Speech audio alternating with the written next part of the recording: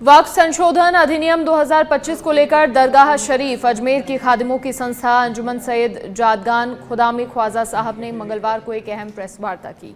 Press वार्ता को अंजुमन के सचिव सैयद सरवर चिश्ती ने संबोधित किया, जिसमें संस्था के अन्य पदाधिकारी भी मौजूद रहे।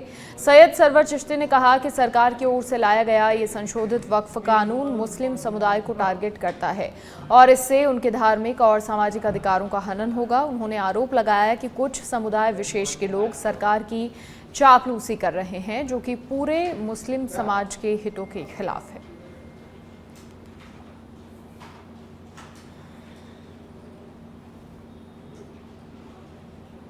और अब बांसवाड़ा से खबर, जहां सिंटेक्स मिल के कैशियर पर 42 लाख के घोटाले का आरोप। सिंटेक्स मिल के कैशियर दीपक कुमावत पर गंभीर आरोप। आरोपी से पुलिस मामले की जांच कर रही है। कैशियर दीपक कुमावत पर गंभीर आरोप लगे हैं। फिलहाल पुलिस जांच पड़ताल कर रही है। सिंटेक्स मिल के कैशियर दीपक कुमावत पर गंभीर आरोप।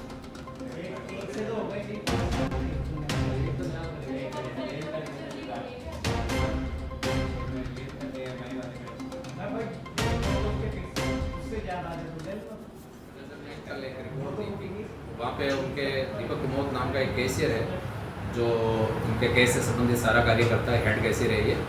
इसका काम है बैंक चेक ले जाना कंपनी से और बैंक से पैसा लेके आना, क्योंकि कर्मचारियों को बहुत सारे ऐसे डेली बेसिस कर्मचारी है जिनको रोकड़ पैसा देना होता है।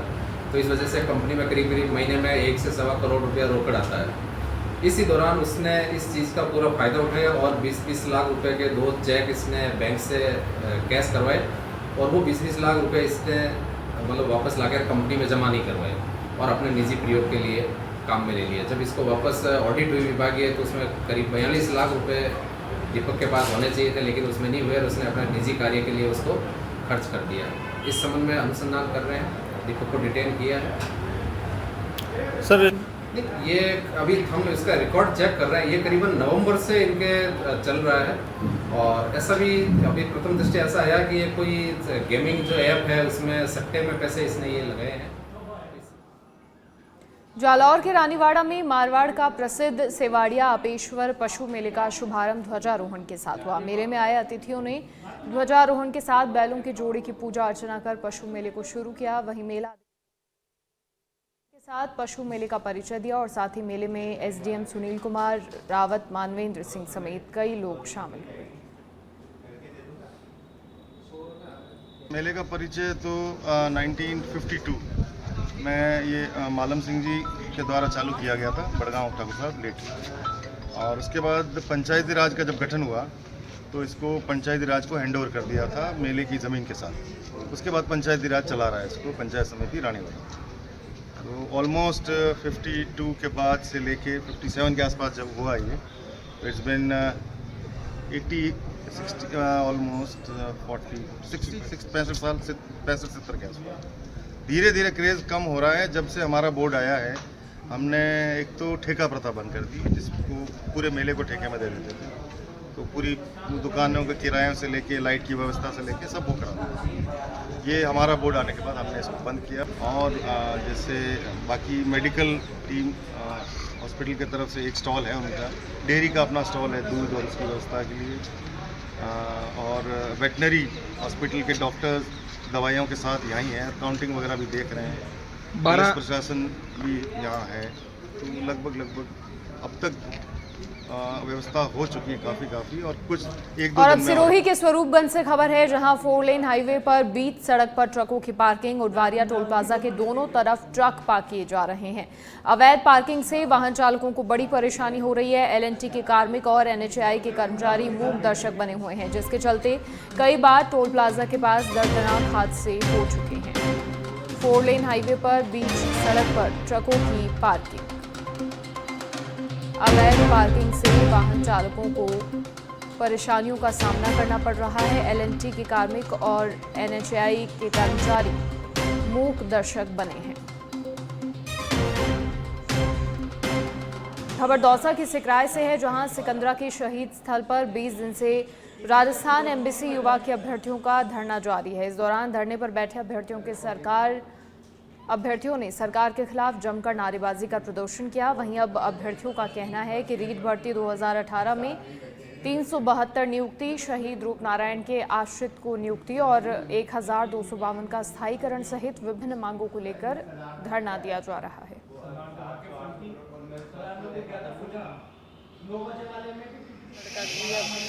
लड़का था, इसको 5 साल हो गए, अरे इसको नौकरी नहीं मिल रही। अभी अपनी नौकरी मिल जाएगी जब ये खाने में मिलेगा। आपने किसी से बातचीत की है? सबन से करी है, कोई जवाब को दे रहे। 2008 में गोली लगी थी, उसके बाद में शहीद हुए थे पिताजी। आज तक नौकरी नहीं मिली, ना मुआवजा मिला, दर दर की ठोकरें खा रहे हैं। सरकार से मेरी अपील है जल्द से जल्द नौकरी दे। और ये सब बैठे हैं कि 372 वाले, इनको भी जल्द से जल्द नौकरी दे सरकार, मेरी यही मांग है। समाज ने आपकी कोई पैरवी नहीं की भाई? समाज ने कोई पैरवी नहीं की अभी तक। मेरी समाज से ये अपील है जल्द से जल्द पैरवी करें।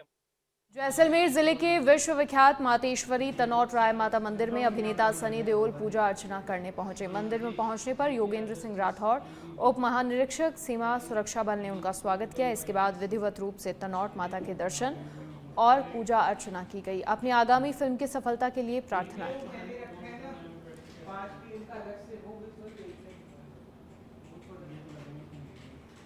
झुंझुनू जिला मुख्यालय पर भारत मुक्ति मोर्चा के प्रदेश व्यापी आह्वान पर प्रदर्शन हुआ। मोर्चा के प्रदेश महासचिव ओम प्रकाश सेवदा के नेतृत्व में सभी कार्यकर्ता अंबेडकर पार्क में इकट्ठा हुए, जहां से अपनी विभिन्न मांगों को लेकर आक्रोश रैली निकाली गई। ये रैली पीरू सिंह सर्कल और शहीद स्मारक होते हुए कलेक्ट्रेट पहुंची, जहां प्रदर्शन किया गया। हम जेल भरो आंदोलन के तहत यहाँ पहुंचे हैं और हमारी 6 मांगे हैं, जिनमें मुख्यतः ईवीएम बैन का मुद्दा सबसे ऊपर है। उसके बाद में ओबीसी की जाति आधारित जनगणना जो सरकार नहीं करा रही है, इसलिए हम चाहते हैं कि अविलंब सरकार जो है ओबीसी की जाति आधारित जनगणना कराए।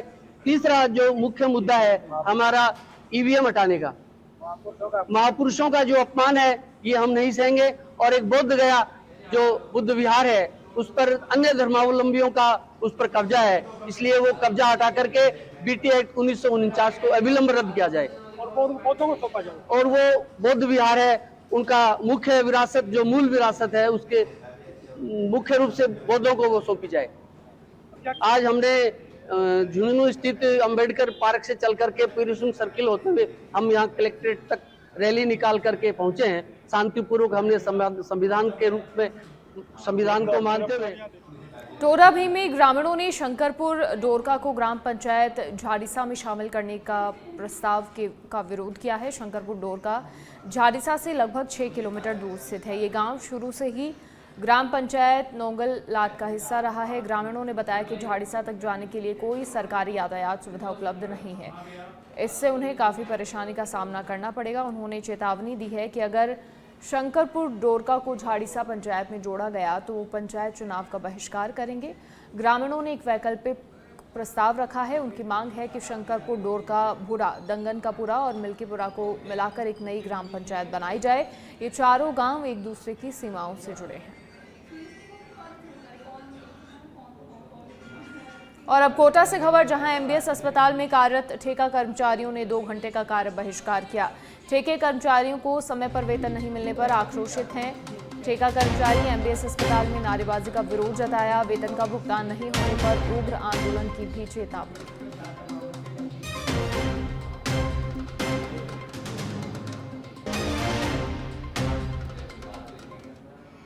और अब दौसा से खबर, जहां जिला अस्पताल प्रशासन की लापरवाही सामने आई है। जिला अस्पताल में बंदर घुस गया। सोशल मीडिया पर वीडियो वायरल हो रहा है। लेबर रूम और महिला वार्ड के पास बंदर नजर आया। तो अस्पताल प्रशासन की लापरवाही, ये अव्यवस्था देखने को मिली, जिसका वीडियो सोशल मीडिया पर वायरल हो रहा है।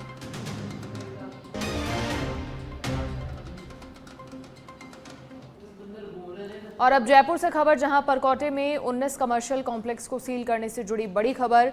राजस्थान हाईकोर्ट से कॉम्प्लेक्स मालिकों को बड़ी राहत मिली है। 20 मई तक कॉम्प्लेक्स के खिलाफ कोई सीलिंग कार्यवाही नहीं होगी। हाईकोर्ट ने सील करने के मामले में सरकार को 20 मई का समय दिया है।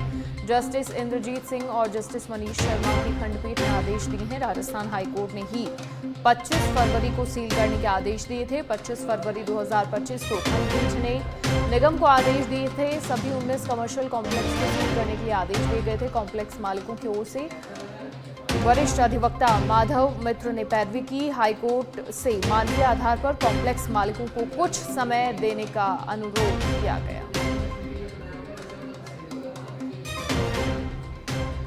बार एसोसिएशन की ओर से नवनियुक्त जजों का सम्मान समारोह आयोजित किया गया। मुख्य न्यायाधीश MM श्रीवास्तव के मुख्य आतिथ्य में आयोजित हुए समारोह में justice Manish Sharma, justice Pramil Kumar Mathur, justice Anand Sharma और जस्टिस मुकेश राजपुरोहित का सम्मान हुआ। बार अध्यक्ष महेंद्र शांडिल्य और महासचिव रमित पारीक के साथ बार पदाधिकारियों और वरिष्ठ अधिवक्ताओं ने माला और साफा पहनाकर जजों का सम्मान किया। समारोह को मुख्य न्यायाधीश MM श्रीवास्तव के साथ ही सभी 4 नवनियुक्त जजों ने भी संबोधित किया। मैं भी उसको वैसा ही रखूंगा। मैंने शांडिल जी से कहा कि ये कार्यक्रम जो है ये थोड़ा लंबा चलना चाहिए, तो इसको आप कोर्ट आवर के बाद रखिए। तो उन्होंने कहा कि उसके पीछे कुछ कारण बताया जो मैं यहाँ बोलना नहीं चाहता, लेकिन उनका कहना था सर आज अभी दोपहर में कुछ देर हो जाए, फिर किसी दिन अच्छा बड़ा कार्यक्रम करेंगे। तो आप सब लोगों को किसी भी संस्था में न्यायाधीशों की संख्या में वृद्धि होना एक बहुत ही महत्वपूर्ण अध्याय होता है। आप सब जानते हैं, आपसे किसी का छुपा नहीं है कि हमारे यहाँ मुकदमों की संख्या बहुत ज़्यादा है और मुकदमों के अनुपात में पर्याप्त जज हमारे पास नहीं है। इसकी वजह से प्रति न्यायाधीश भार बहुत होता है और मुख्य कारण ये है कि इसकी वजह से बहुत सारे प्रकरण जिनकी जल्दी सुनवाई होना चाहिए शायद नहीं हो पाती। हम लोग का प्रयास रहता है।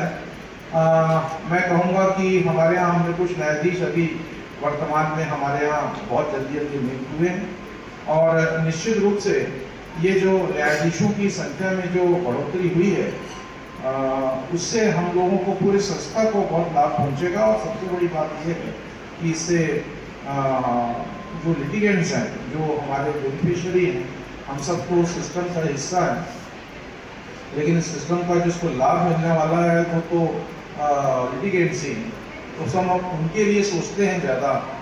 तो इन कार्यक्रमों के माध्यम से हम लोग आपस में बहुत सारी चर्चाएं कर सकते हैं। आज समय ज़्यादा नहीं है, लेकिन आप सभी लोगों ने यहाँ पर बार में जो हमारे सारे नए नियुक्त जो न्यायाधीश हैं, जिनमें से 3 तो आपके बाहर से ही हैं, उन सबको यहाँ पर बुलाया, उनका सम्मान किया। इसके लिए मैं मुखिया के तौर पर आप सबको बहुत बहुत आभार प्रकट करता हूँ और पूरी उम्मीद है कि शांडिल साहब एक अच्छे लंबे चौड़े कार्यक्रम, उसके बाद स्वल्पाहार या जैसा चाहे तो भोजन इत्यादि के साथ अच्छी चर्चा होगी। Senior advocates, president bar association, Pareek साहब बार एसोसिएशन, सारे उपस्थित अधिवक्तागण, तमाम महानुभाव, समय सीमा का रमित पारिक साहब ने और शांडिल साहब ने 2 बार डिक्लेयर कर दिया, इसलिए उसका मेरे को ध्यान रहेगा। यहाँ इतना अवश्य कहना चाहूँगा कि हमारी न्याय व्यवस्था पर आम का बहुत भरोसा है।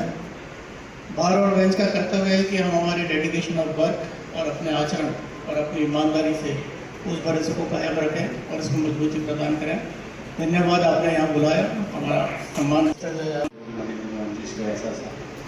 सदन में विराजित सभी न्यायाधीश, आपके अध्यक्ष महेंद्र शांडिल, महासचिव रमित जी पाटिल, विराजित के सभी वरिष्ठ अधिवक्तागण, मेरे अग्रज और अनुज अधिवक्तागण, वकील के दफ्तर को चलाने वाले मुंशी परिवार के सदस्य जो यहाँ मुझे मौजूद देखते हैं, मैं सभी का तहे दिल आभार व्यक्त करता हूँ। न्यायाधीश के रूप में इस संवैधानिक पद को प्राप्त करना ईश्वर की असीम कृपा मानता हूँ और बार से, जो कि बार एक माँ होती है, जो अपने बच्चों को सदैव इस विधि के क्षेत्र में भेजती रहती हैं और अपनी जिम्मेवारियों को वो एक मंच के आगे की तरफ से एक पीछे की तरफ से निभाते चले जाते हैं। बतौर अधिवक्ता मैं ये कहना चाहूँगा, मैं विधि की चंद पुस्तकें ही पढ़ पाया हूँ और मैं आप लोगों से, सीनियर से, जूनियर से, सबसे अपेक्षा करता हूँ कि बची हुई किताबों को का मुझे अध्ययन कराने का प्रयास आप लोगों से करूँगा और आप लोगों से अपेक्षा रखता हूँ कि आप उन बचे हुए कानूनों को अपने एक्सपीरियंस के आधार पर मुझे समझाएंगे और अनुग्रहित करेंगे। इसी भावना के साथ मैं अपनी बात को विराम देता हूँ, प्रणाम करता हूँ इस बार को और इसके प्रत्येक सदस्य को, क्योंकि जज बनने का और गौरवान्वित होने का इससे अच्छा समय नहीं हो सकता जबकि आपका सम्मान अपने परिवार की तरह इस तरह। नमस्कार, सम्माननीय मुख्य न्यायाधीश महोदय, मेरे साथी न्यायाधीशगण, वरिष्ठ अधिवक्तागण, साथी अधिवक्तागण और अन्य सभी उपस्थित, मैं अभिभूत हूँ आप सभी को यहाँ देखकर। महेंद्र जी का फोन आया कि बार सम्मान समारोह करना चाहती हूँ।